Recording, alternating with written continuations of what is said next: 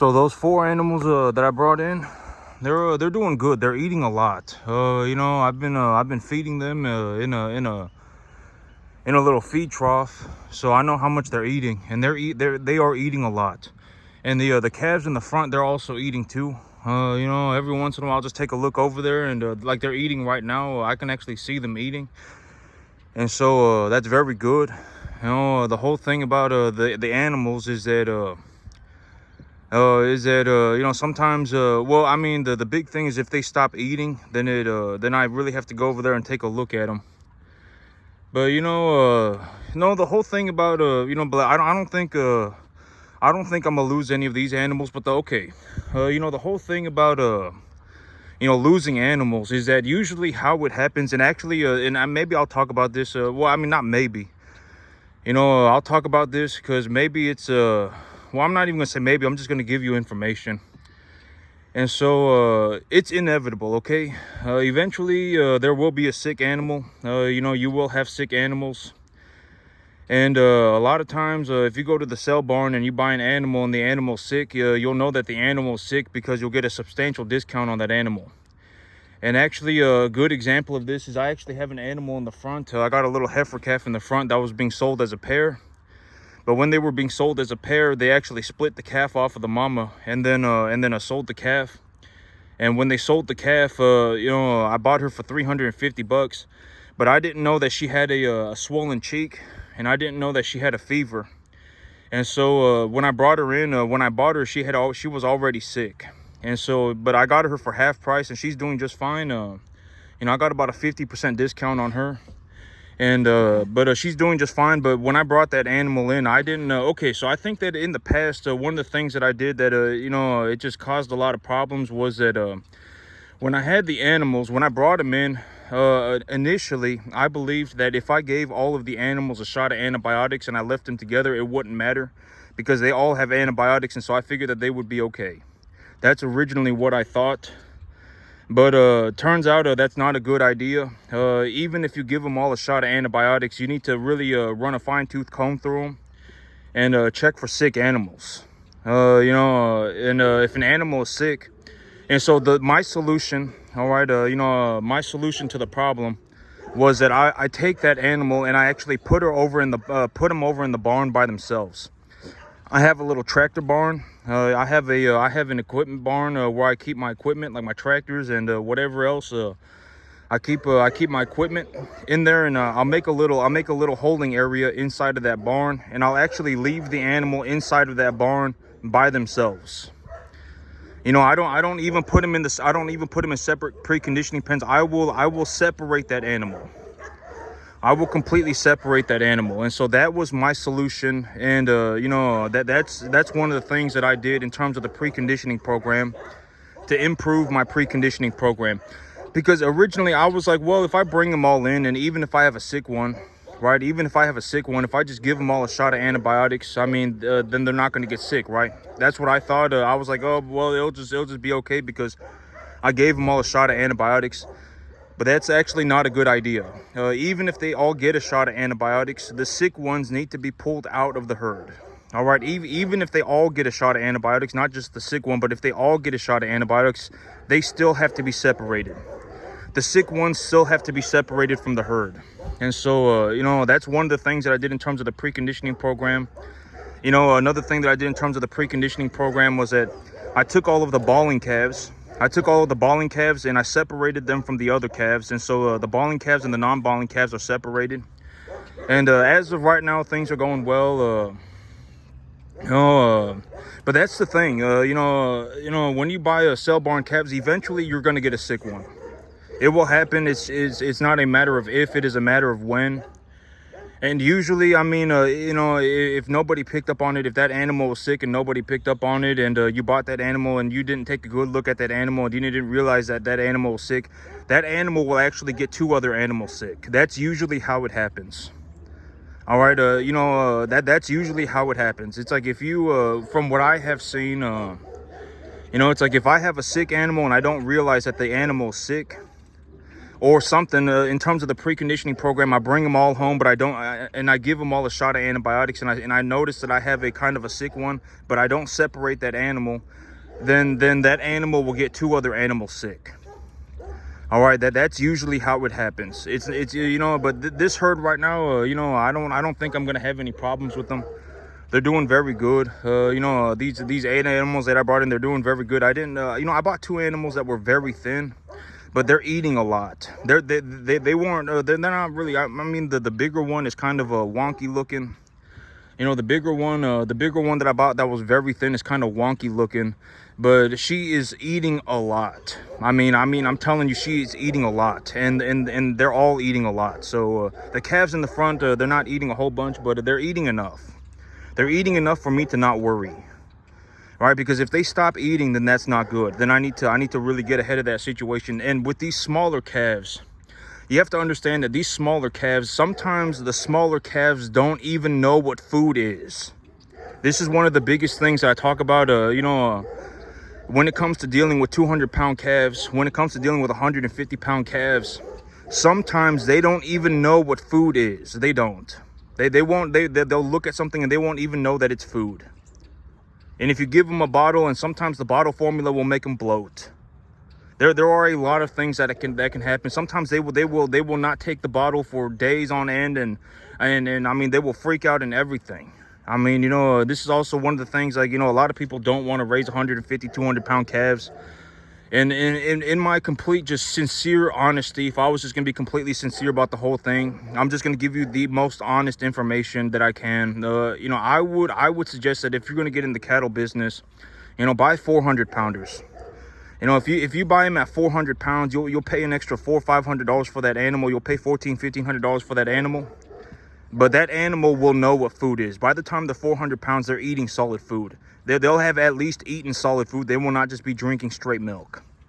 So they will at least know what solid food is. All right, and then you're gonna have to do everything. You're gonna have to give them the medications and everything too. This is not easy. I mean, I'm telling you that if you legitimately think that this is gonna be easy, you're an idiot. I do not know anybody that's even doing 10%. Honest to God, complete honesty, just honest to God, with all sincerity, I don't even know anybody that's doing 10%. All right, if you think that you can do this, you should probably go and try and do 10% first.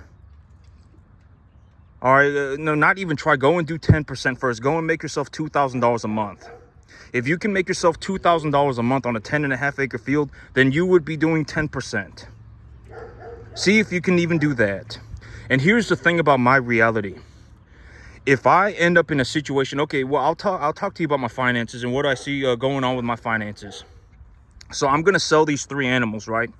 I'm selling these 3 animals this weekend. And when I sell these 3 animals this weekend, I will take that money and I will effectively buy myself enough supplies to last me until about April. I'll buy fertilizer and I'll buy grain, and I'll pay off my grain debt too. I will effectively have everything that I need to run my business for about 2 months. So within the next month, I actually anticipate that my grass is going to start accumulating biomass at a near optimal rate.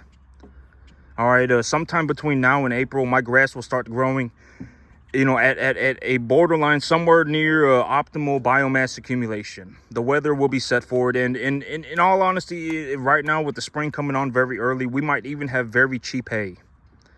If we have very cheap hay, I still have some distiller grains sitting in storage, right? And I have some corn sitting in storage too. I can feed the cheap hay and the distiller grains and corn, and I can make my money on that too.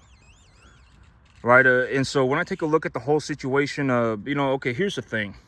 If I end up in a situation where I end up sitting on a 10.5-acre field for the entire year, I cannot find myself a new piece of property. I'm looking for a new piece of property and I cannot find one. If I end up in that situation, then I will make somewhere between $250,000 and $350,000. In that situation, I will make somewhere between $250,000 and $350,000 for the year.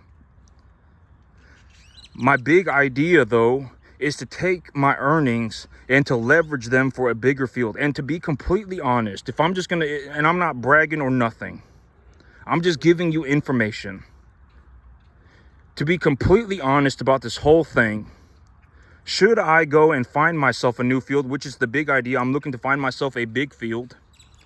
I go and I buy myself a big field, I will actually make closer to $1 million than I will 250. It will be closer to $1 million than it will be 250. All right, it will. It just is what it is. And another way to look at it is that when you take a look at my situation, within 5 months, I will actually be operating on pure profit. Right, the big idea right now is to just pay back my loans, and I'm going to pay back my loans so I can re-leverage myself. I'm going to stabilize another set of cattle. And when I have a stable set of cattle and they're effectively just my money, right, it's just my money, then I will effectively have an opportunity to leverage against those animals. That's the big idea, right? That's the big whole shebang idea. And so I'm getting everything ready so that within 5 months I can effectively go and do myself a real estate deal. I want to buy myself a big piece of real estate. That's the big idea, right? That's what I'm doing in terms of, what direction am I going, right? That's the plan, right? I'm looking to effectively, I'm going to sell. Okay.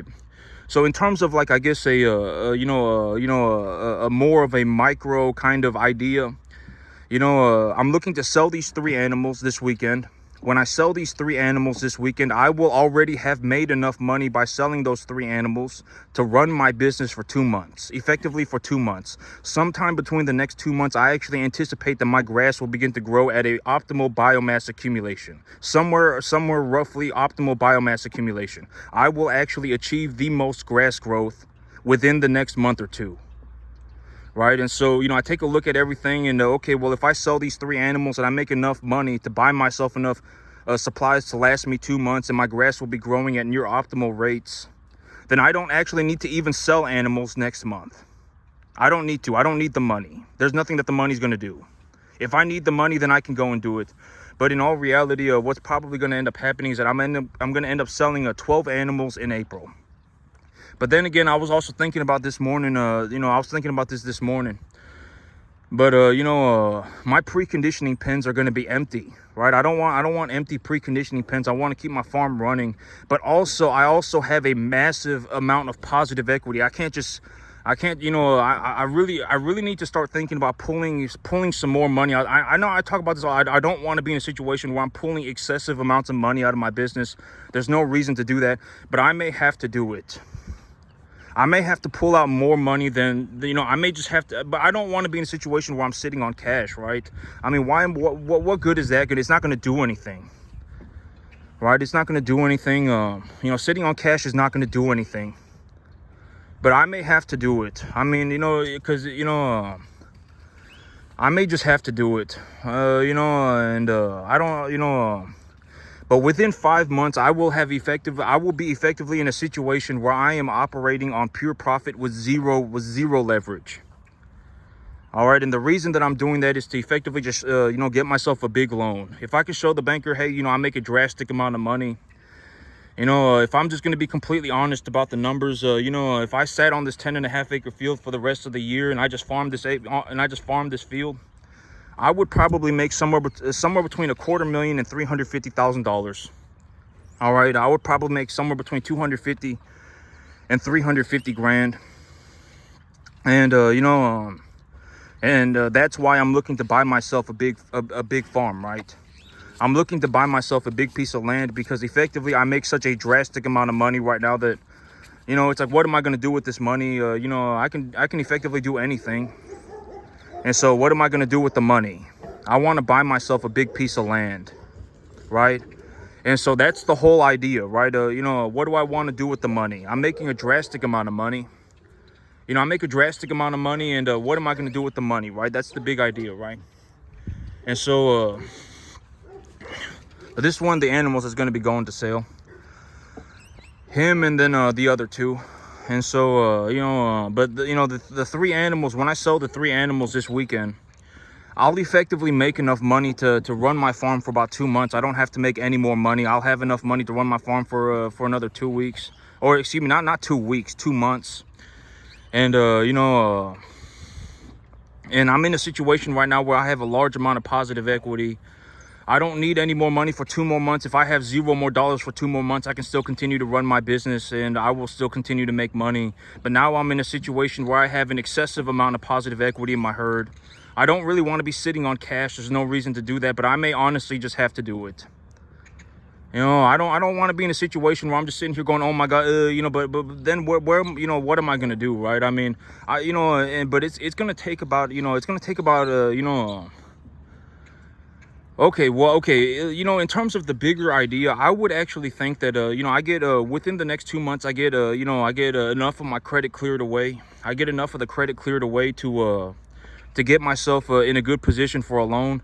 And then, you know, it's going to take several months for me to do you know, to get everything squared away, the paperwork from the bank, to get myself, you know, to get all the credit bureaus and everything, you know, acknowledging my credit, and, you know, and then I have to go and take my deal to the banker, and it's going to take some time.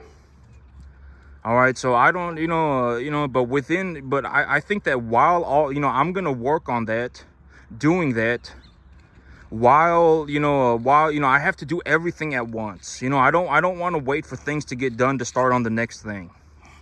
If I wait for things to get done to start on the next thing, it's going to take forever for me to do anything. Right? I have to take a look at, you know, how much money do I think I have in this herd? How much, you know, how much money do I think I'm making? Well, you know, what do I owe in terms of credit? You know, when I get all this done, what am I looking to do with the money? But you know, and I don't, and this might sound, it's what I don't even think it sounds horrible. I think it's a good thing. And I'm just going to say it, but I am legitimately, when you take a look at my situation, one of the biggest things that I personally have to deal with is making too much money.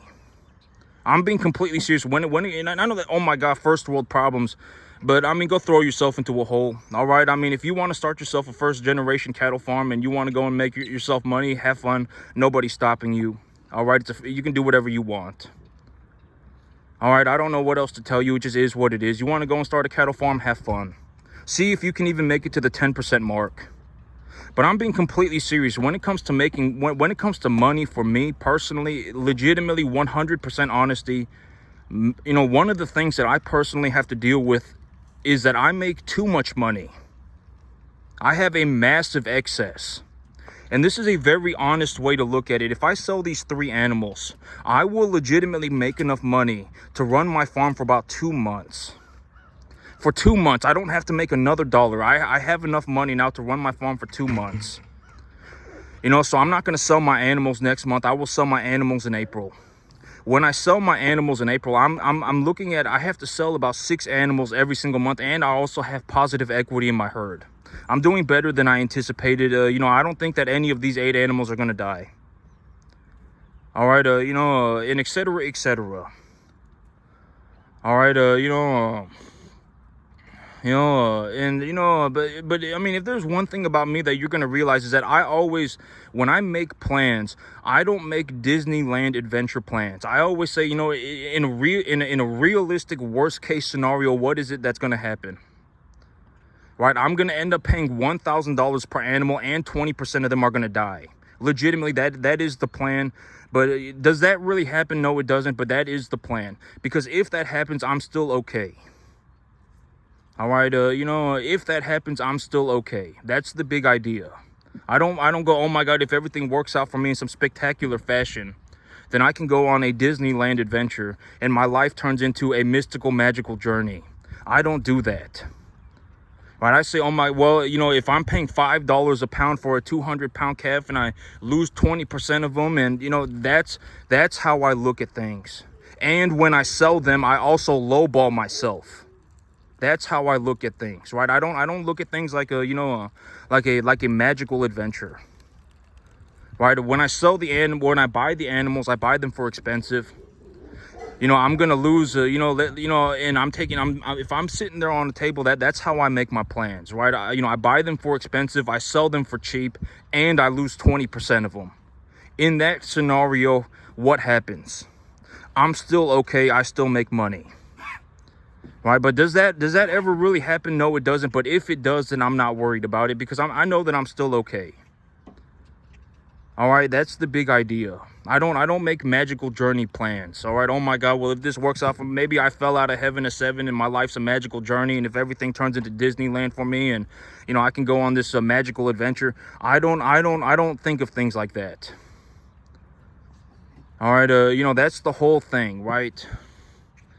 And so, but this is a very honest way to look at it. Let's just take a look at it for what I got going on. If I sell when I sell these 3 animals, I will legitimately make enough money to run my farm for 2 months. I won't have to make a single more dollar. I can run my farm for 2 months. It doesn't matter. So in April, let's say April comes around and I have to sell 12 calves. So I sell 12 calves. And when I sell the 12 calves, I actually make enough money to buy, let's say 20. I make enough money to buy 20, but you have to remember that I also sold another 3. So I sold 15 and I bought 20. Right? I sold 15 and I bought 20. And, and I also need to go and buy myself some grain. But I take a look at the whole situation and I say, well, I don't really want to be in a situation where I'm sitting on whatever, right?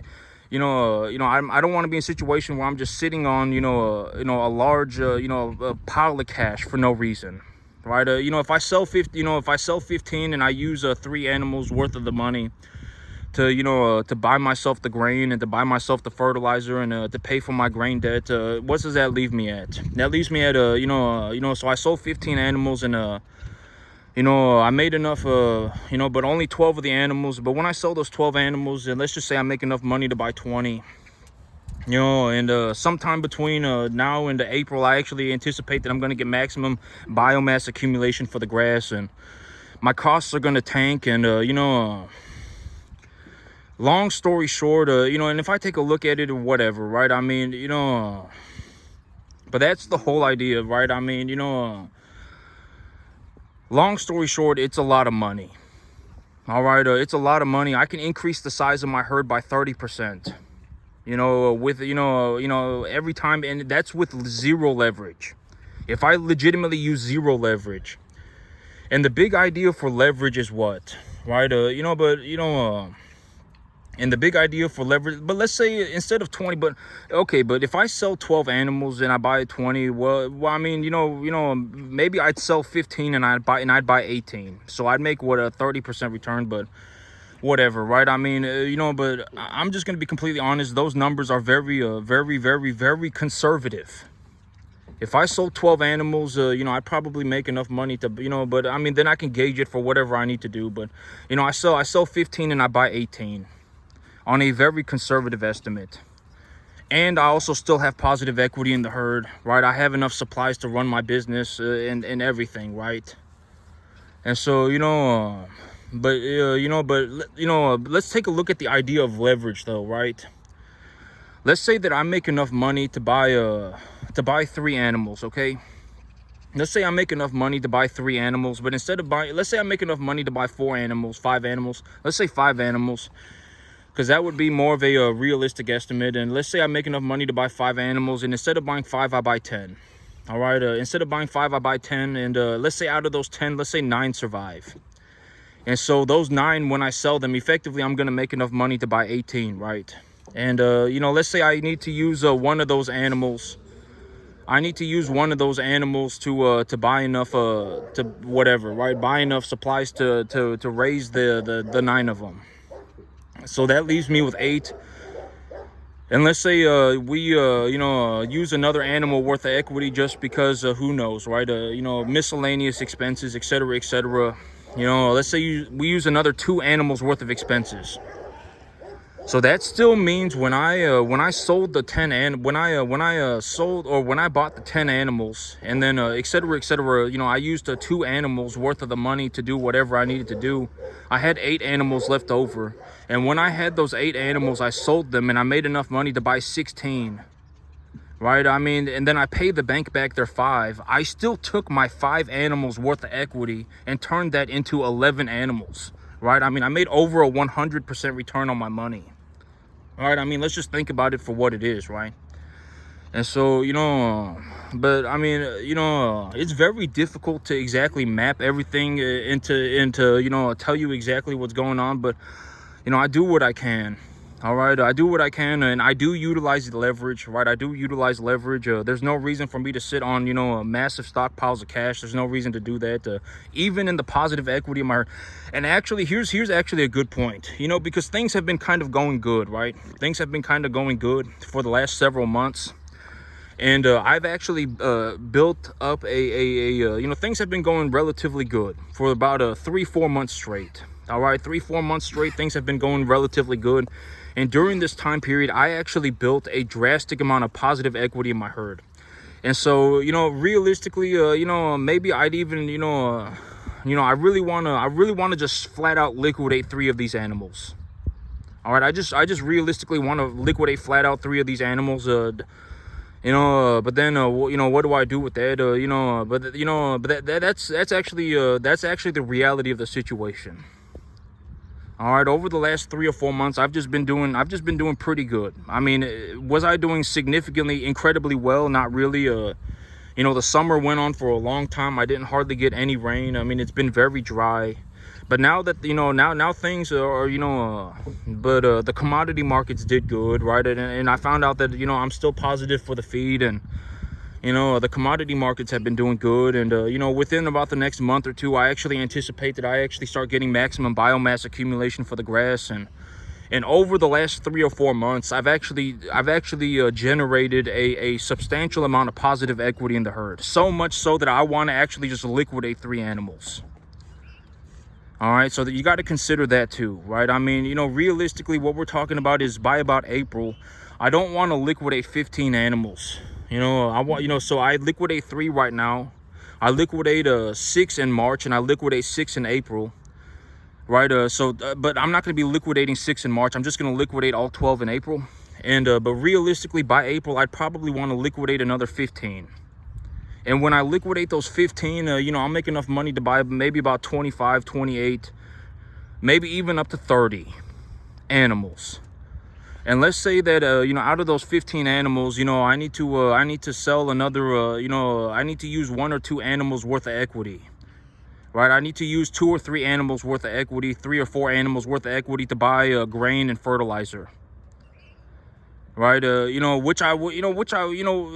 animals worth of, let's just say 3 animals worth of equity, because whatever, that's a substantial amount. I mean, I'd be liquidating more animals the next month anyway. There's no reason for me to just, stockpile a massive amount of grain, right?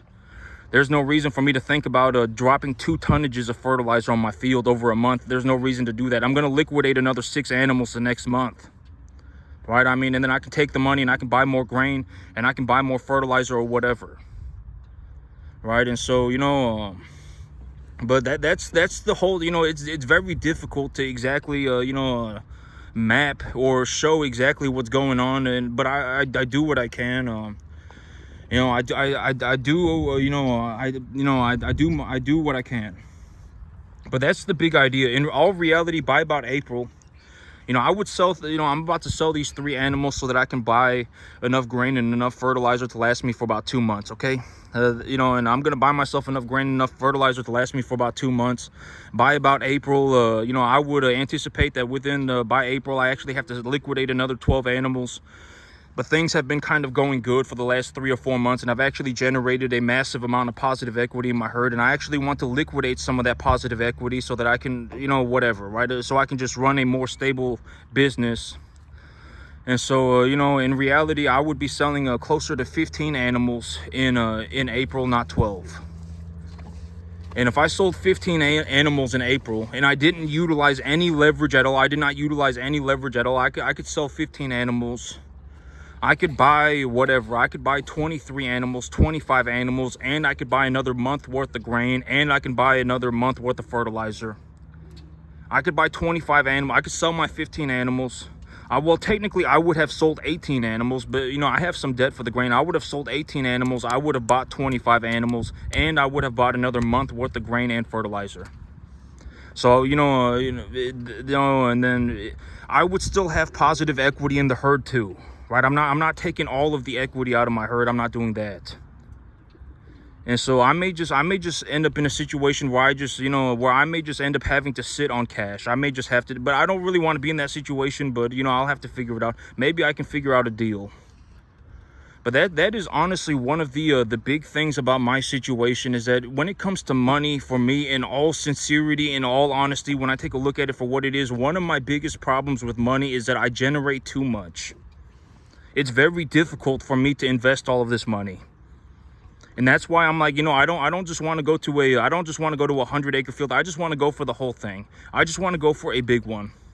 Because I don't want to be in a situation where now I have a little 100-acre field, a little 50-acre field, and I'm running my next cattle business on it, and then within a year I have to buy another one. I might as well just buy the big one. The money doesn't matter anyway. If I have a big one, if it's $10,000 an acre and I run my cattle on it, I'll be able to make all the money anyway. It doesn't matter.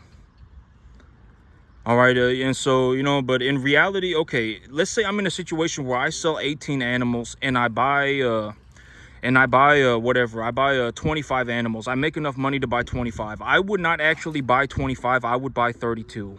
I would leverage my earnings 1-for-1 as well. I don't care about the 7 grand. I don't want the 7 grand. What am I going to do with 7 grand? All right, what am I going to, 7, 10 grand, whatever it is, what am I going to do with that? It's worthless. Right? It's not going to do anything. What am I going to do? Hold on to it in my bank account. It's not going to do anything. Right? If it's not going to do anything. And so, but in reality, what I would do is I would not buy 25. I would buy 32. When I sell 18 animals, and here's the thing, or excuse me, I guess it would be 15. If I sold 15 and I made enough money to buy 25, I would not actually buy 25, right? I would buy grain and the 25, the fertilizer, the grain, and then the 25. I would not buy 25. I would buy 32. All right, the whole idea is that as long as I, have a realistic idea of how to appraise these animals and determine the value of these animals, as long as I'm, I understand that these animals are worth this much money or so, within a reasonable amount, then, it doesn't matter. Because if I really want the money back, I can just go and get the money back. It doesn't matter. Right? It doesn't matter. That's the whole idea of investing, is that you're not actually buying anything. You're just trading the money for something that is equally as valuable, and you're doing that with the intentions of appreciating the asset. You have a reasonable idea for why the asset is going to appreciate. Right? It doesn't have to just be cattle. I talk about Coca-Cola stock, right? Coca-Cola is effectively a phenomenal company. They produce a 3% dividend, and it's effectively just a company that puts a little bit of water in a bottle, a can. They put a little bit of syrup in it and a little bit of whatever, and then they ship it. And then they sell the thing and they make money. Phenomenal company. They're not going bankrupt in the next, 50 years. They're not. Coca-Cola is not going bankrupt. In the future, with the inflation and everything like that in consideration, if you actually think about it, even if Coca-Cola was $1.25 a can, Coca-Cola right now, let's say, is $1 a can. Even if it went up by 25%, people would still buy it. I guarantee it. Even if it's $1.25, people will still buy it. Phenomenal company.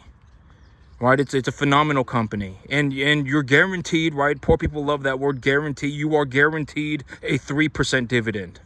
If you hold on to the stock forever and the company does not go out of business, you effectively cannot lose money. It is theoretically impossible, because it produces that 3% dividend. Theoretically, it is impossible. If you hold on to the stock for 27 years and the stock price goes sideways for 27 years, you will still have doubled your money.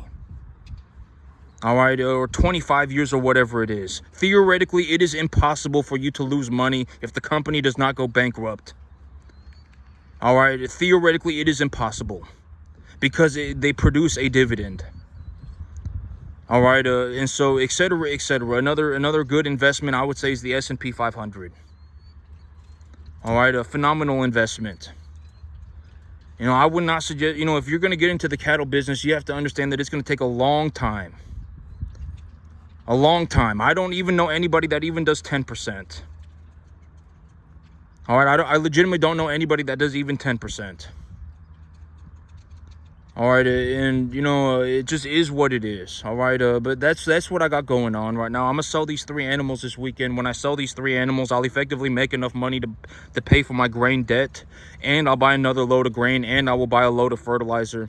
Sometime between now and April, I think that the supplies are gonna last me for about a month and a half. Sometime between now and April or so, I'll have a lot of grass, and I'll have a load of grain, and You know, sometime between now and April, I need to liquidate 12 animals. But I don't really want to liquidate any animals next month because I don't need the money. You know, the money's not going to do anything. There's no reason for me to sit on the money. But there is actually one situation where I would liquidate animals, and that is to refill my preconditioning pens. If I decided, you know what, I just, I want to sell 6 and I want to buy 12. Then I will, I want to sell 6 and I want to buy 10. And then I will liquidate. You know, that's actually the one condition I was thinking about, and I was like, if my preconditioning pens are empty, then I would be willing to liquidate 6 animals next month, and I would only liquidate the 6 animals if I anticipated that I can make at least enough money to buy 10.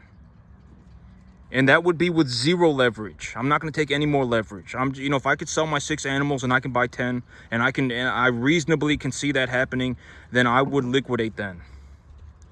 Right? Because I don't need any more money for supplies. I already have enough grain. I'm going to make enough money this weekend to buy the grain, and I'm going to make enough money to buy the fertilizer. It won't matter.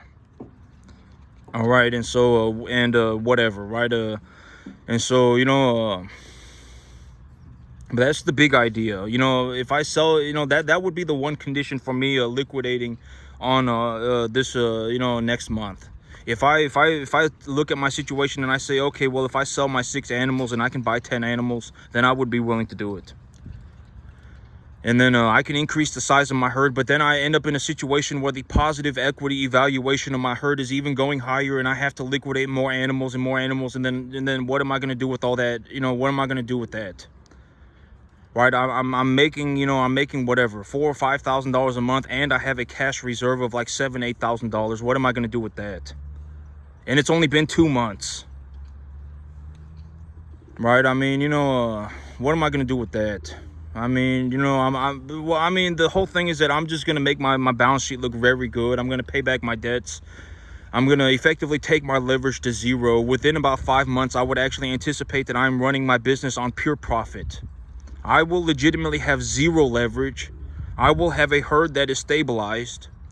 Within 6 months, I would actually have a herd that is stabilized with 0 leverage. And at that point, I could, I'm looking to do myself a big deal. And the reason that I'm going to do that is I'm going to leverage my cash stockpile 1 for 1, and I'm going to leverage my entire herd 1 for 1. The net appraisal value of my herd 1 for 1 as well. And that is how I'm going to generate the cash flow to float about $3 or $4 million worth of real estate. That's the big plan. Within about 5 months, I will legitimately have 0 leverage. I will have a herd of animals. The animals will be stabilized. I will have a net excess of cash. I will leverage my cash stockpile 1 for 1, and I will also leverage my herd 1 for 1. And that is how I'm going to generate the cash flow for the big piece of real estate. But that's a very honest way to look at it. I mean, take a look at this right now. I mean, I sell these 3 animals. I pay back my grain debt. I buy more grain. I buy more fertilizer. Things have been going very, not very well, but things have been going relatively good for about the last 3 or 4 months. And over the last 3 or 4 months, I've actually generated a large amount of positive equity in my herd. I liquidate, 12 animals in April, and I liquidate another 3 just to, reduce my herd numbers. So I liquidate 15, and when I liquidate those 15, I effectively make enough money to buy grain, buy fertilizer, and 25 animals. Right? I mean,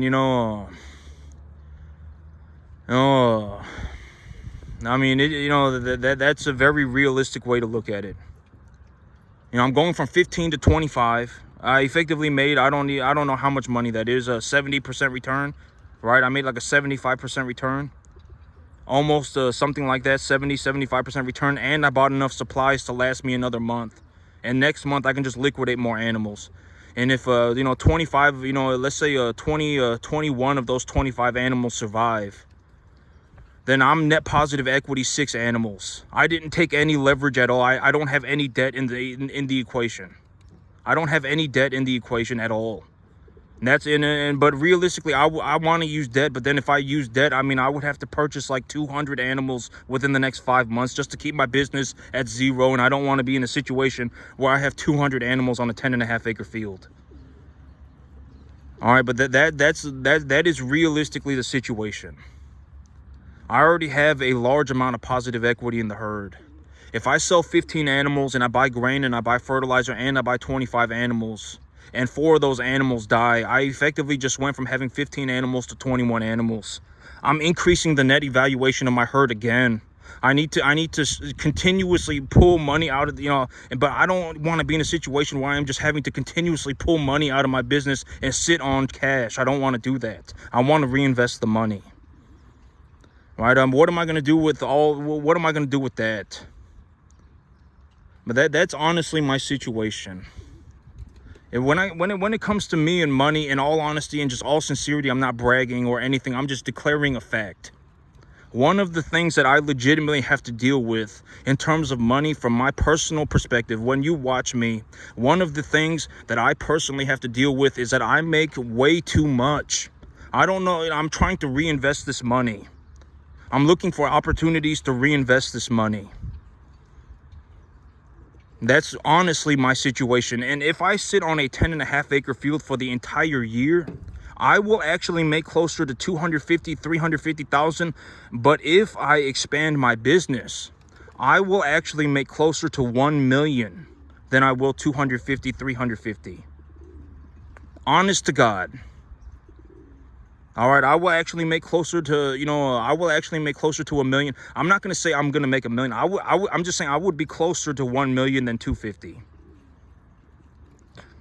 I would be, somewhere between the 600 and 800 range, 700 range. But that's a very realistic way for me to look at it.